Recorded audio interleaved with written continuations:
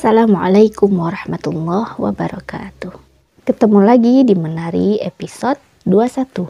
Tema kita kali ini adalah gunakan ilmu next. Kunci keberhasilan adalah kebiasaan. Sebagai seorang yang menawarkan sebuah ide atau seorang pedagang misalnya, kita menawarkan barang dan jasa, maka kita pasti pernah mengalami penolakan. Gak mungkin semua orang setuju atau gak mungkin semua orang suka dengan produk dengan apa yang kita tawarkan. Nah, ketika penolakan terjadi, pasti kita merasakan kecewa, ya kan? Ketika misalnya ide yang kita tawarkan gak diterima atau kurang disetujui, atau barang yang kita tawarkan gak disukai oleh konsumen, maka pasti kita akan kecewa. Karena penolakan itu memang menimbulkan kekecewaan. Nah, namun bedanya adalah orang yang ingin sukses itu kecewanya tidak berlarut-larut, ya, nggak dibiarkan menguasai dirinya hingga akhirnya malas untuk produktif. Ketika mengalami penolakan, jangan terlalu lama baper. Tak perlu berlarut-larut merenungkan penolakan. Gimana kalau nanti target tak tercapai dan lain-lain. Langsung saja lanjut ke prospek berikutnya. Next gitu. Kayak audisi pencarian bakat gitu kan. Kalau nggak suka sama kontestannya langsung bilang next gitu kan. Nah, kita juga gitu. Sekali kita tawarkan produk kita atau ide kita dan ditolak, terus next.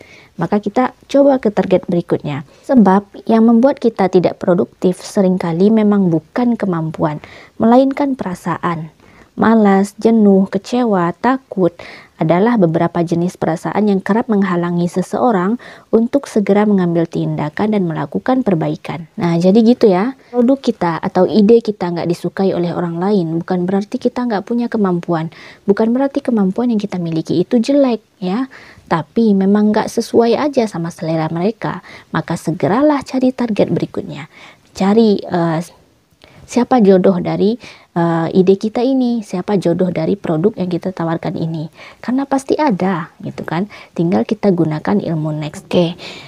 Misalnya siapapun kamu di luar sana yang sekarang sedang berjuang, apakah dengan ide-idemu atau dengan kreativitasmu atau dengan bisnis kecil-kecilanmu, ya misalnya sedang dalam masa-masa down, ya, masa-masa sedang rasanya dikecewakan oleh penolakan, maka segera gunakan ilmu next, ya. Karena aku pun juga melakukannya. Seperti di YouTube misalnya. Kalau kamu coba lihat konten-kontenku yang lain, ya, itu nggak banyak kok viewersnya. Termasuk konten menari ini, ya. Karena memang target pasarnya itu mungkin belum cocok dengan orang-orang ini gitu. Nah, nanti dia akan mencari jodohnya sendiri kok. Nanti dia akan ketemu dengan orang yang cocok, yang menyukai ide yang aku tawarkan, ya, atau konten-konten yang aku tawarkan.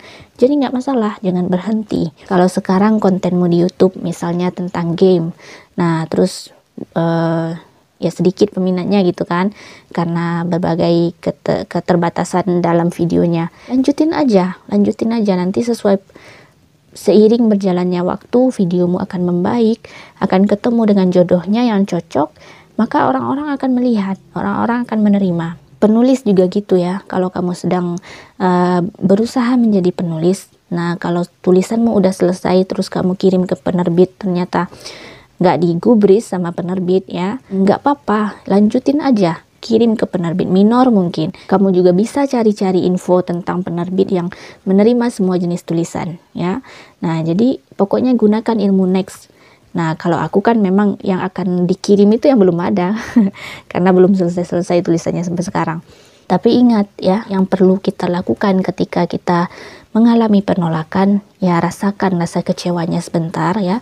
Bukan berarti kita menihilkan kekecewaan, karena itu bagian dari perasaan kita yang manusiawi gitu kan. Terus kamu perbaiki, apa kira-kira kesalahannya, apa kira-kira yang bisa ditingkatkan. Nah, misalnya membuat video, mungkin kita ubah thumbnailnya, kita ubah judulnya, kita perbaiki lagi suaranya, kualitas videonya. Pokoknya lakukan perbaikan dan terus gunakan ilmu next.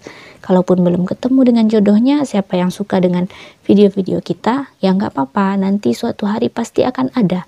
Setidaknya 1 atau 2 orang yang tertolong atau yang bahagia karena video kamu, atau karena konten-kontenmu, atau karena ide-ide kreatifmu. Itu sudah pahala kan? Kalau kita berlama-lama kecewa, maka kita akan malas terus untuk berkarya. Kita akan takut terus, nanti kecewa lagi, nanti gagal lagi gitu kan.